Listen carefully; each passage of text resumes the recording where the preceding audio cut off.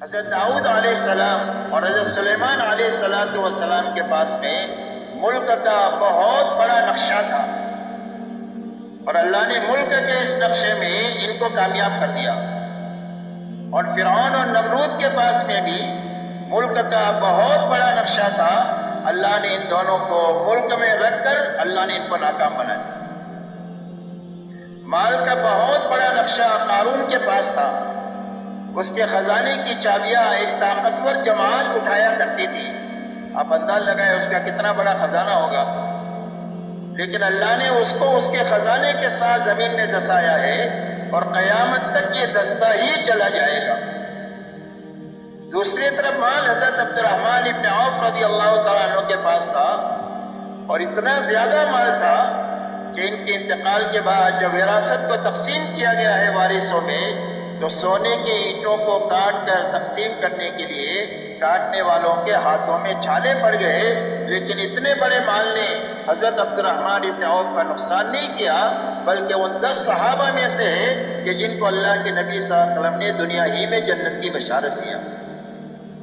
اسی لیے فرمایا نعم المال الصالح لرجل الصالح، فرمایا حلال مال ہے اور نیک آدمی ہے تو کیا حرج کی بات ہے، اس لیے کہ اس حلال مال سے وہ کام کیے جا سکتے ہیں جو بغیر مال سے نہیں ہو سکتے ہیں۔ تو مال یہاں بھی ہے، مال وہاں بھی ہے، وہاں ناکامی ہے، یہاں کامیابی ہے۔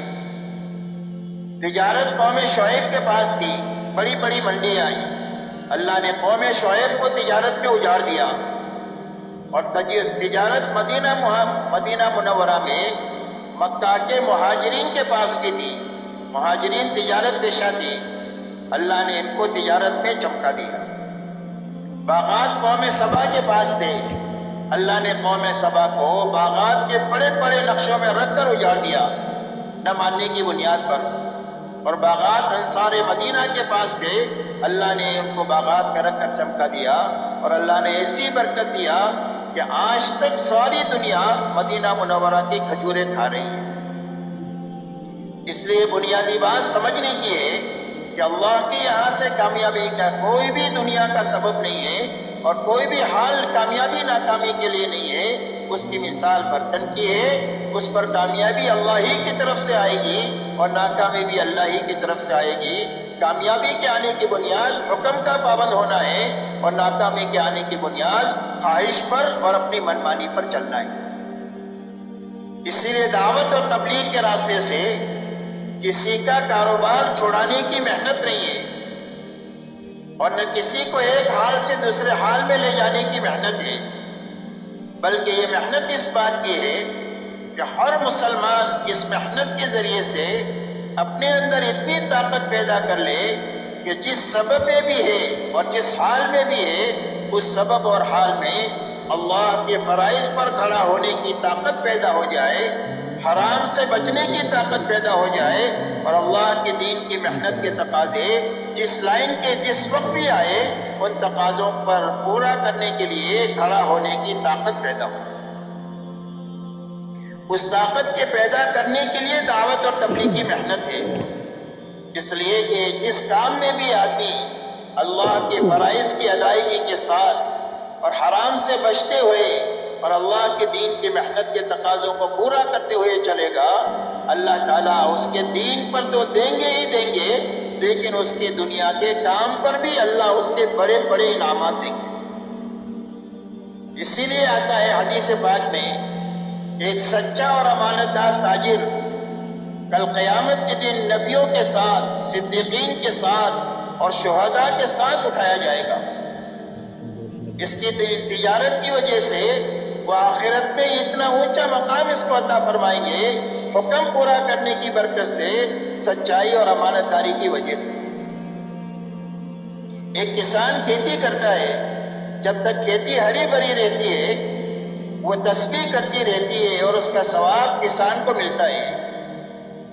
اگر اس کھیت میں سے جانور دانہ چگ جائے یا چور چوری کر جائے، فرمایا اس کے اوپر اس کو صدقے کا ثواب ملے گا۔ ایک غریب آدمی ہے، مزدور آدمی ہے، روز کماتا ہے، روز کھاتا ہے، لیکن حکم کی پابندی کے ساتھ کماتا ہے اور حکم کی پابندی کے ساتھ جیتا ہے، تو فرمایا شام کو تھک ہار کر کے اپنی مقدر کی روزی لے کر گھر پر واپس آئے گا اور اللہ کے خزانے سے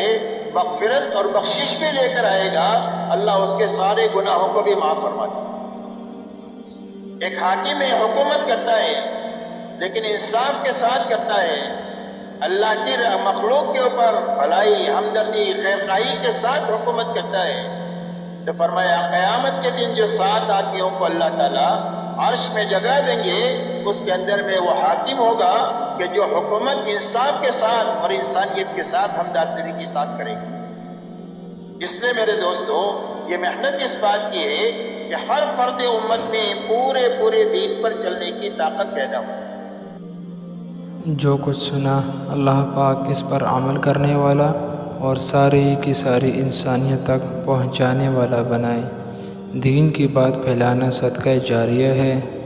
مزید ہماری ویڈیوز کو دیکھنے کے لیے ہمارے چینل دعوت تبلیغ کو سبسکرائب کریں۔ جزاکم اللہ خیرہ۔